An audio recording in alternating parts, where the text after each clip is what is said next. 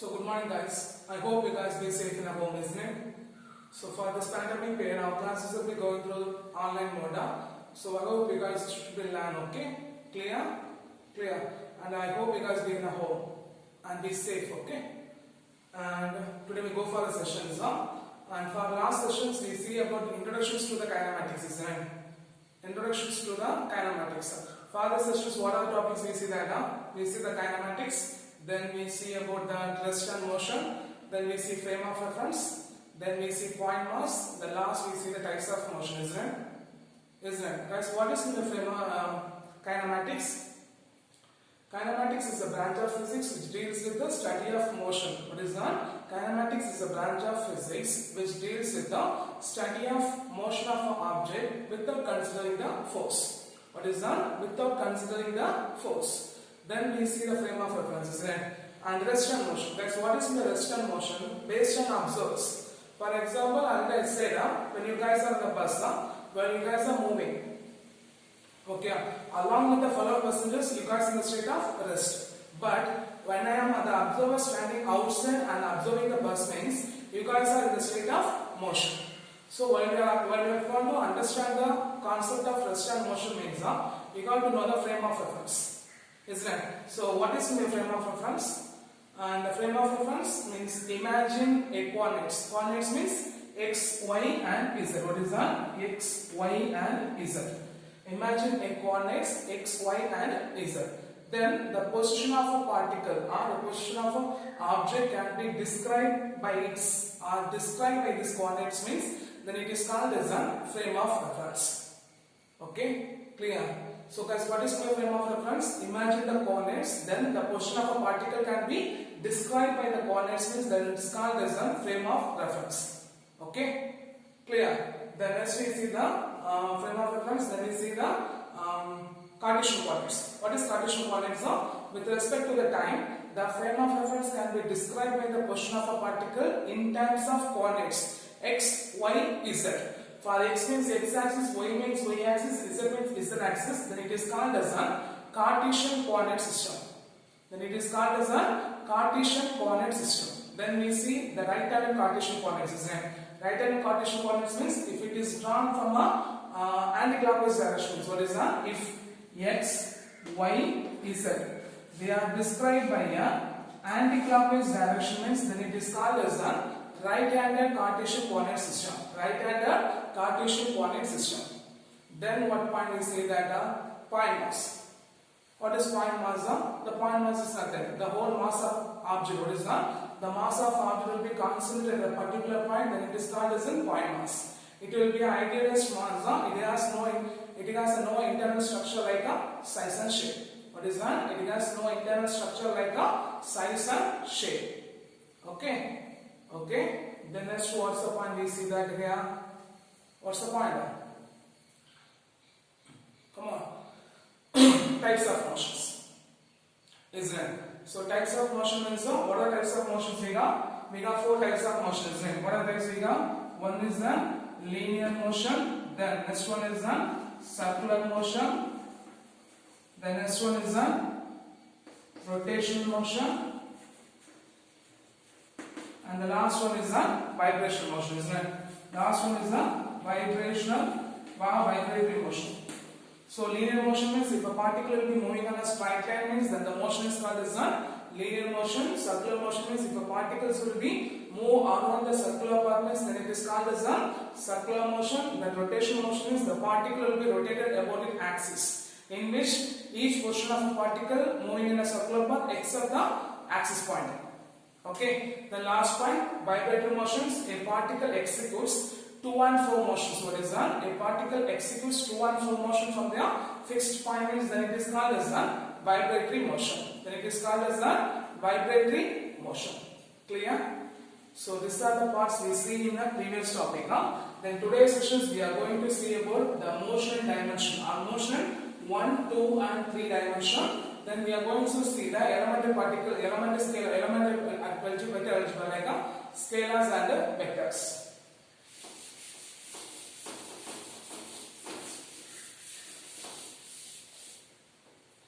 So motion in one dimension, two dimensions and three dimensions. So let the position of a particle in space, assuming this board as a space, okay? Assuming this board as a space. So let the position of a particle in space by a rectangular coordinates like x, y, z. Okay, what is that? The position of a particle in space is assumed by or represented by a rectangular coordinates x, y and z, in which the position of a particle, what is that? In which when the coordinates changes with the time, what is that? When this one of the coordinates or when the coordinate changes with the time, then it is called as the motion of a particle. What is that? When the coordinates changes with the time, then it is called as the motion of particle. What is that? When the coordinates changes with the time, that's called as the position of motion of a particle, in which maybe there one or two coordinates. What is that? One or two coordinates also changes with the time, then it is also called as the motion of particle. Okay, one or two coordinates, whether there is x-axis changes or y-axis changes or z-axis changes. Otherwise, xy axis changes, yz axis changes, otherwise xz axis changes. Whether one of the coordinates changes with the time, that's called as the motion of a particle. Okay, so what's the point? We say that assuming the position of a particle. What is that? Assuming the position of a particle, or let the position of a particle in space by a rectangular coordinates x, y and z, in which when the coordinates changes with the time. What is that? When the coordinates changes with the time, that's called as the motion of particle. That's called as the motion of particle, in which either one or two of the coordinates changes with respect to the time. That's also called as the motion of particle. That also called as the motion of particle. Okay. So here first we are going to see the motion in one dimension. What is that? Motion in one dimension. Okay. When the one dimensional motion is done, the motion of a particle, what is that? One dimensional motion is the motion of a particle in straight line. What is that? One dimensional motion is the motion of a particle in a straight line. Okay. So what is motion one dimensional? The one dimensional motion is the motion of particle in straight line. Okay. It is also called as a rectilinear or linear motion. It is also called as a rectilinear or linear motion. It is also called as a rectilinear or linear motion, in which one of three coordinates. Okay, in which one of three coordinates specifying the position of a particle changes with the time. Here already we said we assuming the position of a particle by three coordinates x, y, z is given, in which one of three coordinates. What is that? One of three coordinates specifying the position of a particle changes with the time. One of the position of particle that changes with the time, they call as the motion in one dimension. Example: when a car or person, okay, is moving from the position A to B. What is that? When a car or a person moving from the position A to B means they are moving only on a x-axis. Then this type of motion is called as a motion in one dimension. This type of motion is called as a motion in one dimension. Clear? As what is the motion in one dimension? One dimensional motion is the motion of a particle in a straight line. It is also called as a rectilinear motions or linear motion, in which one of the three coordinates of the position of a particle or one of the three coordinates specifying the position of a particle changes with the time. Okay. Example: when a person or a car moving from a position A to B means it only changes in x-axis, though it is called as a motion in one dimension. Example: the motion of a train in a parallel track. Then an object free fall under due to a gravity. They are only moving in a straight line. Okay, they are only moving in a straight line. Clear? Clear. Then second one.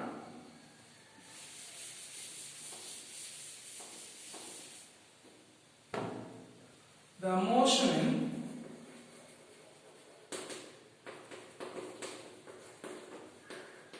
two dimension.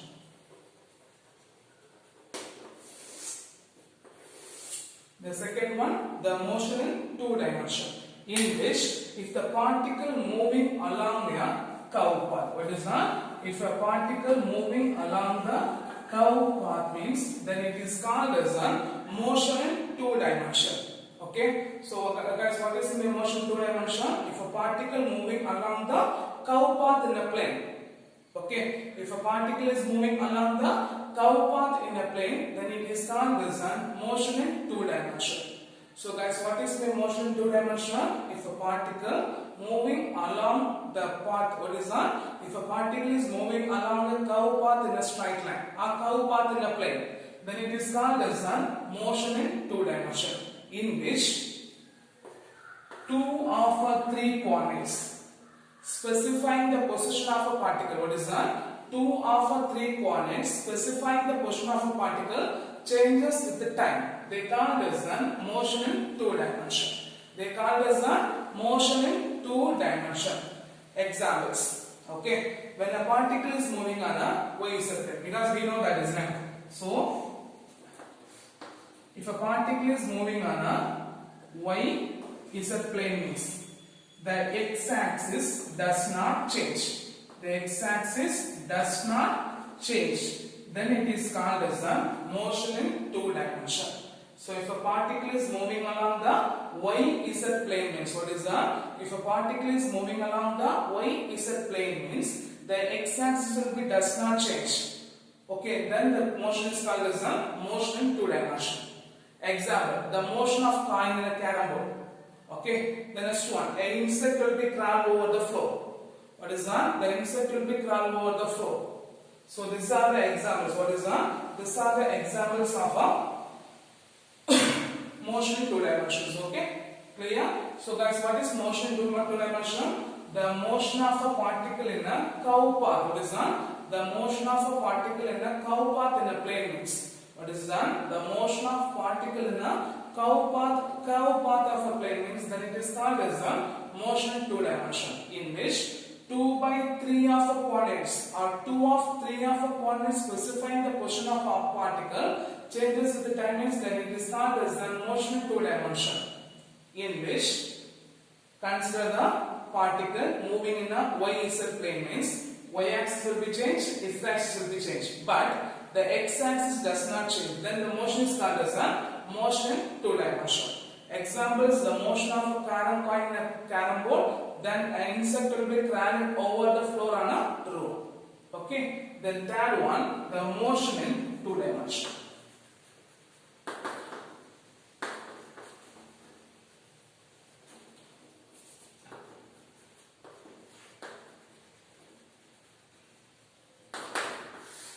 The motion in three dimension. Okay, so the motion two dimension means a particle moving usually in a three-dimensional space in a three dimension, or the particle moving in a three-dimensional means what is that? A particle moving in a three-dimensional space in three dimension means what is that? The particle moving in a three-dimensional space in three dimension means then it is called as a motion in three dimension. Okay, in which all the coordinates all the three coordinates which is specifying the position of particle changes with the time. Then it is called as a motion in three dimension, in which the three of three coordinates, the specifying the position of object changes with the time means what is that? Changes with the time means then it is called as a motion in three dimension. Then it is called as a motion in three dimension. Okay, clear? So that's what is in motion in three dimension. The motion of a particle in a three dimensional space in three dimension means then it is called as a motion in three dimension, in which all the three coordinates the specifying the position of object, all the three coordinates specifying the position of object with respect to the time means then it is called as a motion in three dimension. then it is called as the motion in 3 dimension. Okay, examples. The motion of molecules in random manner. What is that? The motion of molecules in random manner. Then a bird will be flying on a sky. Then a cat will be flying on a sky. A bird or kite will be flying on a sky. Okay, these are the examples. Okay, so help understand the motion dimension. So just go. So guys, what is motion dimension?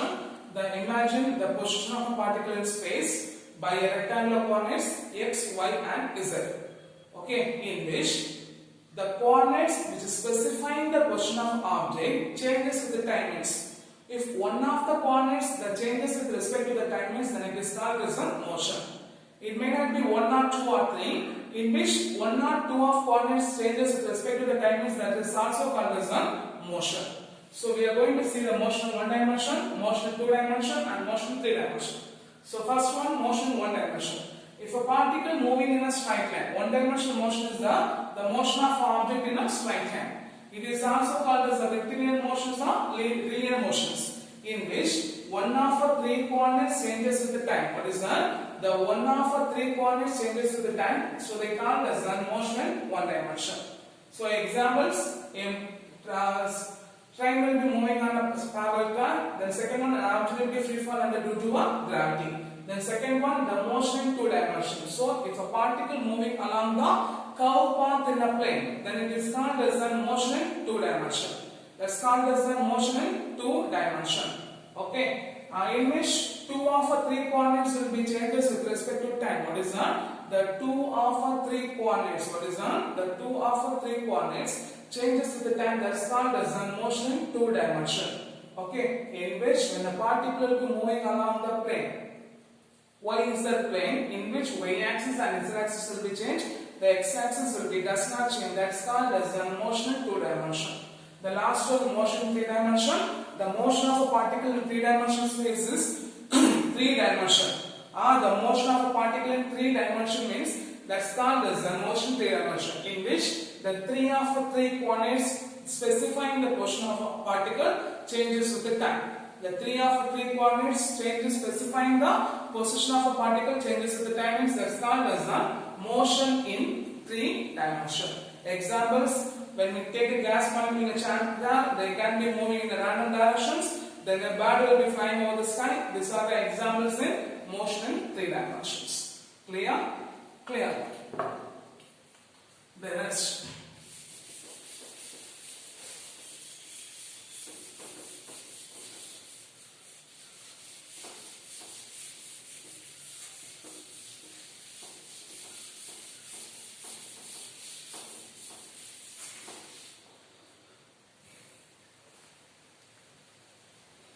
The next one is the elementary concept of what is the elementary concept of vector algebra. What is the elementary concept of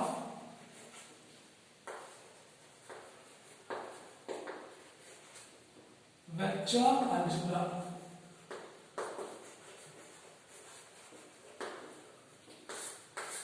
So normally the quantities, already we know that we got 2 types of quantities, isn't it? So what are the types of quantities we got? One is the fundamental quantities and another one is the derived quantities. We have 7 fundamental quantities, and the quantities which will be derived from the 7 fundamental quantities, that's are called as the derived quantities, right? So here we are going to see the elementary concept of vector algebra, in which the 2 types of quantities can be described by the 2 types. One is the scalar quantities and other one is the vector quantities. What is the 2 types of what is in physics, sum of quantities possess only the magnitude, and sum of quantities they having possess both magnitude and directions.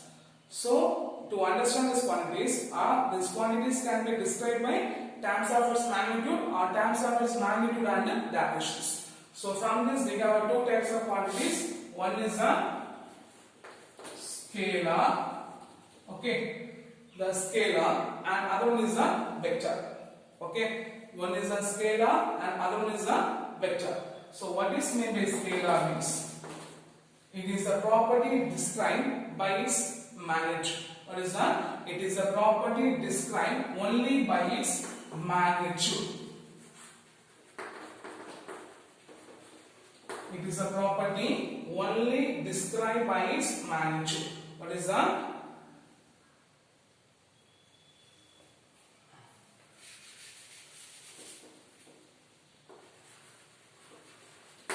So it is a property only described by its magnitude. In physics, what is that? In a term physics, the number of quantities. What is that? In a physics, the number of quantities described by its scalar. Okay. In a physics, the number of quantities can be described by its scalar. Examples: distance, mass, temperature, speed, then speed and energy. Okay. So guys, what is scalar quantity? The quantity is a property described by its magnitude. Example: distance 5 kilometer. We are describing by numbers, isn't it? We are describing by only the numbers means that it is called as a scalar quantity. 5 kilometer. Then mass 25 kilogram.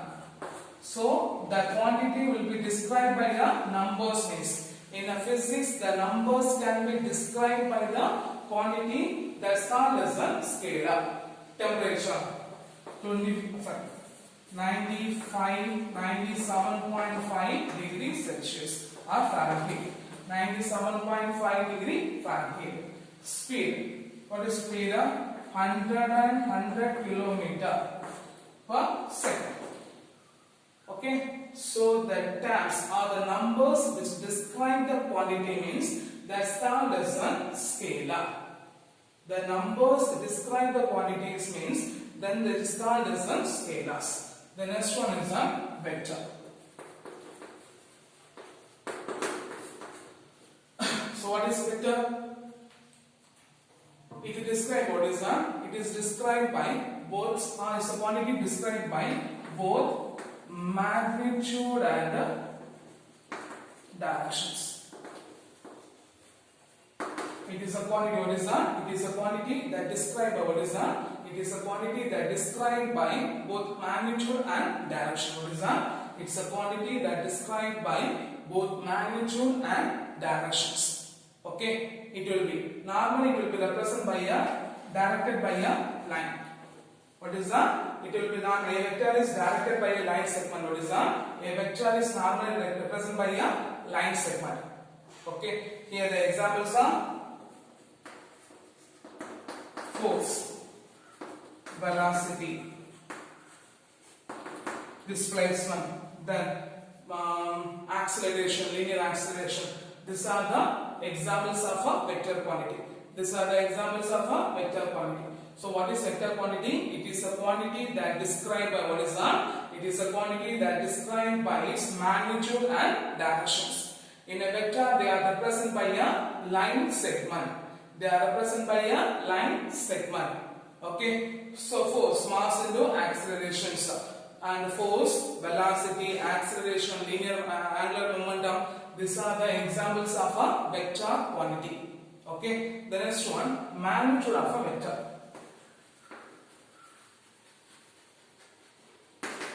The magnitude of a vector. The length of a vector. What is that? The length of a vector. It is called as what is that? The length of a vector is called as the magnitude of a vectors. It will be always called as a positive quantity. It will be always called as a positive quantity. So the length of a vector is called as what is that? The length of a vector is called as the magnitude of a vector. It is also called as a positive quantity. It is also called as norm of a vector. It is also called as a norm of a vector. Okay. So what is the magnitude of a vector? The length of a vector is called as the magnitude of a vector. It is always a positive quantity. What is that? It is always a positive quantity. It is also called as the norm of a vector. So for example, if you take a vector means the length of a vector is called as the magnitude of a vector. The length of a vector is called as the magnitude of a vector. It is a positive quantity. It is also called as norm of a vector. It is also called as norm of a vector. Clear? Clear. So what's the point here? We say that the scalar, vector and magnitude of a vector. What is meant scalar? It is a quantity described by its magnitude only. It is a quantity described by its magnitude only, then it is called as a scalar quantity. In physics, the number of a quantity described by the scalars. Examples: distance, mass, temperature and speed. Then vector, it is described by both magnitude and directions. It is described by both magnitude and directions. It will be represented by a line segment. In a vector, the direction will be represented by a line segment. Okay. For example, here we can say as a phi I cap. So phi means the magnitude, I cap it will be along the x-axis. So it is called as a vector quantity. Okay. Then example: force, velocity, accelerations. These are the examples of a vector quantity. The next one, magnitude of a vector. So guys, what is the magnitude of a vector? Means the length of a vector is called as the magnitude of a vector. It is always a positive quantity. It is also called as norm of a vector. Okay. It is also called as a norm of a vector. Clear? Clear. So the next one is the types of vector. What is the types of vector?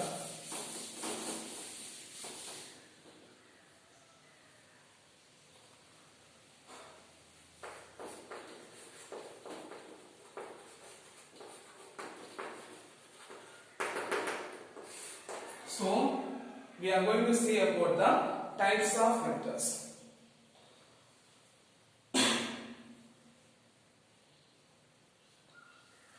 So, okay, first one is equal vectors.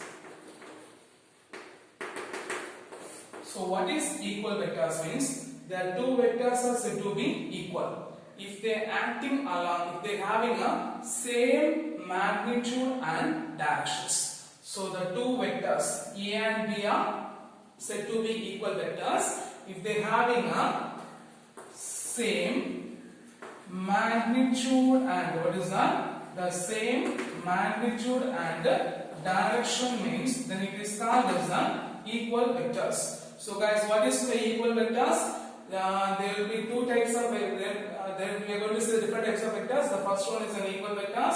The two vectors are said to be equal if they having a same magnitude and directions. If they having a same magnitude and directions, then it is called as an equal vectors. Okay, clear? So what is equal vector? The two vectors are said to be equal if they having a same magnitude and same direction means they called as an equal vectors. They called as an equal vectors. The next one is a collinear vector.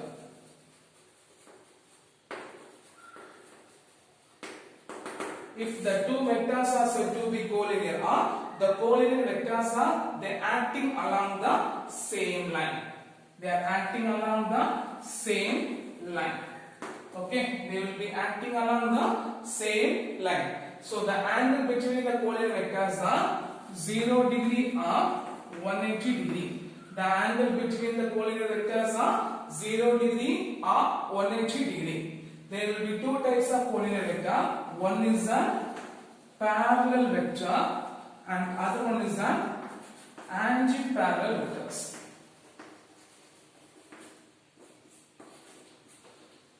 So there will be two types of collinear vector. One is a parallel vector, other one is an anti-parallel vectors. So the two vectors A vector and B vector acting along the same directions are acting in a parallel lines. What is that? The two vectors A vector and B vector.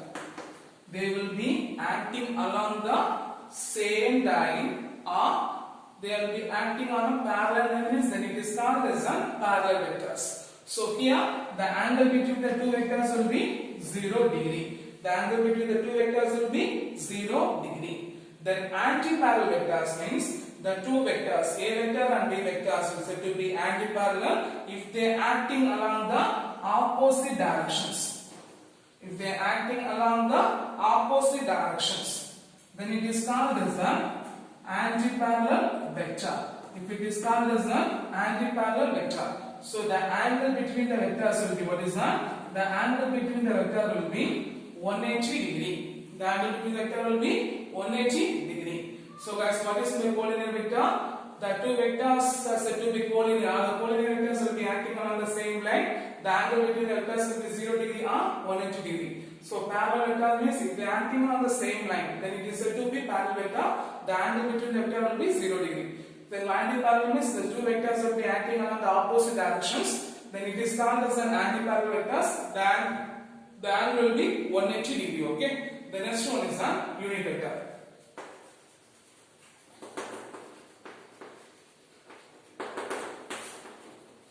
So what is unit vector means? A vector divides by its own magnitude. What is that? A vector divides by its own magnitude means then it is called as a unit vector. So guys, what is the unit vector? A vector divided by its own magnitude means then it is called as a unit vector. Then it is called as a unit vector. It can be represented by a cap. Okay, it also represented by a cap. So guys, what is my unit vector? A vector divides by its own magnitude. A vector divides by its own magnitude means then it is called as an unit vector. Okay, the last one is an orthogonal vector.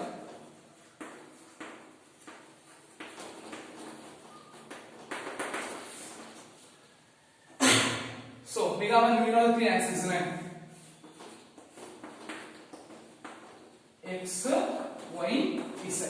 Here I, J, K be the unit vector represented by the X, Y and Z axis. I, J, K be the unit vectors represented by the X, Y and Z axis, in which the two vectors are I, J, K are the perpendicular to each other. The angle between the two vectors are what is that? The angle between the two vectors are 90 degree. So then the unit vectors are called as the orthogonal vectors. The unit vectors are called as the orthogonal vectors. Otherwise, simply we can say that the two vectors are perpendicular to each other. The two vectors are perpendicular to each other, then they called as an orthogonal vector. Otherwise, the angle between the two vectors are 90 degree means then it is called as an orthogonal vectors. Okay, so say that I, J, K be the unit vectors represented by the X, Y and Z axis. These vectors are perpendicular to each other. They are different by the angle of 90 degree. Then it is called as an orthogonal vectors. So the two vectors are said to be orthogonal if they are perpendicular to each other. Difference by the angle of 90 degree means then it is called as an orthogonal vectors. Clear? Clear. So what are the types of vectors we see there? Equal vectors, collinear vector, unit vector, orthogonal vector. In collinear vector we have two types. One is a parallel and an antiparallel. So what is equal vector? The two vectors are said to be equal if they are having the same magnitude and directions. So what is collinear vector? The vectors will be collinear vectors will be acting along the same line. The angle will be 0 degree or 180 degree. If it is 0 degree means then it is called as a parallel vector. If it is 180 degree means they called as an antiparallel vectors. So the two vectors it will be acting along the same lines. Then it is called as a parallel. If the two vectors will be acting along the opposite direction, then it is called as an antiparallel vectors. Then unit vector. Guys, what is unit vector? A vector divides by its own magnitude, then it is called as a unit vector. What is orthogonal vectors? The two vectors are perpendicular to each other, then it is called as an orthogonal vectors. Okay. So for these sessions, what are the questions we see that the motion 1, 2 and 3 dimensions. Then in the motion 1, 2 and 3 dimensions, they can ask for examples of 1 mark questions also. Okay. Then distinguish between the scalar and vector quantity. The last one of important 5 mark question, as well as they can ask for any headings as a 2 mark questions. Okay. Explain the different types of vectors. Okay. So I hope you understand the sessions and should be learned very clearly. Okay. Thank you guys and be safe.